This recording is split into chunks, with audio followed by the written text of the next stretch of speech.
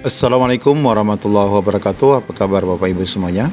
Di video kali ini kita akan mengupdate informasi terbaru yang mana di sini adanya pertemuan antara Pak Nadiem Makarim dan Menpan RB Bapak Azwar Anas. Pertemuan jelang seksi P3K dan CPNS tahun ini membuat angin segar.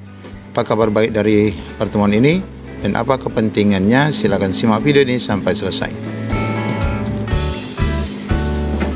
Ya, di media Pan RB, di kanal Pan RB kita melihat ada informasi pertemuan antara Bapak Nadiem Makarim dan Bapak Azwar Anas selaku Menpan RB. Dan ini informasi juga dikutip juga di laman JPNN berkaitan dengan pertemuan tersebut menjelang pendaftaran CPNS P3K. Nadiem bertemu Anas. Dan informasi nanti kita sampaikan juga berkaitan dengan tugas Pak Jokowi menuntaskan masalah honorer dan nanti Pak Prabowo yang akan menjadikan P3K menjadi PNS. Apakah benar informasi seperti ini? Mari kita simak satu persatu. Nah, ini adalah dokumentasi pertemuan Menpan RB Azwar Anas saat menerima audiensi Mendikbudristek Nadiem Makarim di Jakarta Senin kemarin.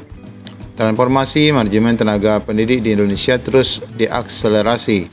Kali ini Menpan RB bertemu dengan Mendikbudristek Bapak Nadiem Makarim melakukan konsolidasi terkait tata kelola pengembangan karir guru dan dosen yang dilaksanakan kemarin di Jakarta. Dalam pertemuan itu diulas isu-isu strategis terkait tata kelola sumber daya manusia baik guru maupun dosen. Hari ini saya dengan Pak Nadiem membahas tentang manajemen talenta tenaga pendidik, salah satunya terkait kesejahteraan jabatan fungsional guru dan dosen melalui pengembangan dan penguatan karir. Arah kebijakan pengadaan CSN 2024 salah satunya fokus pada pemenuhan tenaga guru, di mana Menpan RB telah menyerahkan izin formasi sebanyak 40.000 lebih untuk ASN di lingkungan Kemendikbudristek dan formasi tersebut terdiri dari 15.000 lebih untuk CPNS dan 25.000 lebih untuk P3K. Kita sudah membicarakan bagaimana pemenuhan ASN guru dan dosen. Kita juga bahas terkait karir guru dan dosen agar kedepannya jauh lebih menjanjikan, jelas dan tidak rumit. Ini kata Menpan RB. Jadi Bapak Ibu, dalam hal ini adalah Mendikbudristek ya yang berkunjung ke Menpan RB, ke kantor Pan RB untuk membahas terkait penyelesaian masalah kesejahteraan guru juga ya. Pak Anas mengungkapkan apabila melihat sebaran ASN, mayoritas ASN masih berada di pulau-pulau besar dan perkotaan, khususnya di Pulau Jawa. Karenanya pemerintah menginisiasi bagi ASN yang berdedikasi diri untuk di daerah 3T akan mendapatkan percepatan karir dan apresiasi lebih. Nah, ini untuk tunjangan-tunjangan di daerah terpencil ini akan dikuatkan lebih lanjut. Nah, ini hasil pertemuan untuk Pak Azwar Anas dan Menpan RB Mendikbudristek jelang pendaftaran P3K. Tentunya isinya yang disampaikan di ini juga sama ya, yang di JPNN. Kemudian informasi kedua Bapak Ibu, ini ada kabar gembira dari Presiden terpilih Pak Prabowo ya. Di sini disebutkan tugas Pak Jokowi menuntaskan masalah honorer, sedangkan Prabowo yang nanti akan mengangkat P3K menjadi PNS. Masalah honorer harus dituntaskan Presiden Jokowi sebelum masa pemerintahnya berakhir.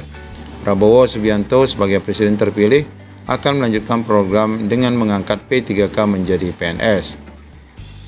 Bukan Pak Prabowo yang menuntaskan honorer, seharusnya Jokowi lah yang akan menyelesaikan karirnya karena sudah 10 tahun memerintah.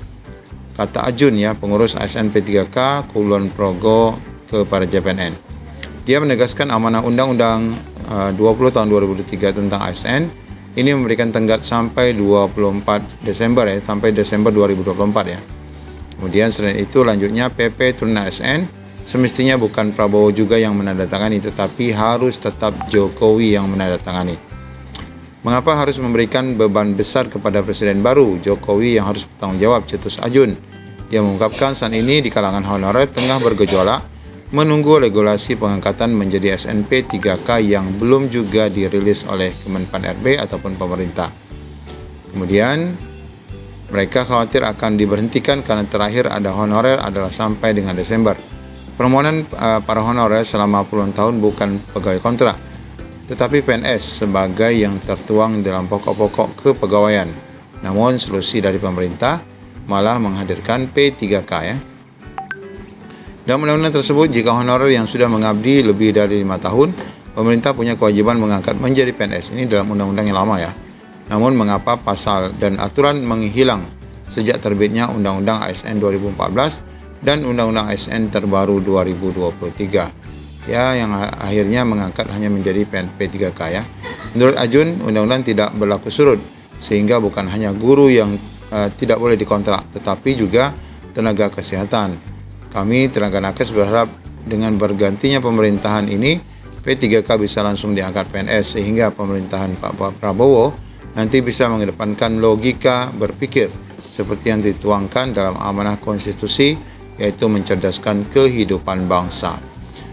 Dan tolak ukur kesejahteraan bangsa ini diawali kecerdasan otak ini karena pengembangan SDM harus dinomorsatukan. Setelah itu baru infrastruktur sambungnya. Jadi Bapak Ibu, ini juga harapan ya, mudah-mudahan saja masalah honorer ini selesai ya di zaman Pak Jokowi selagi masih menjadi presiden, karena tugas Pak Prabowo nanti adalah menambah kesejahteraan bagi tenaga honorer yang sudah menjadi P3K untuk menjadi PNS. Kabar baik ini mudah-mudahan saja terwujud. Demikian, Assalamualaikum warahmatullahi wabarakatuh.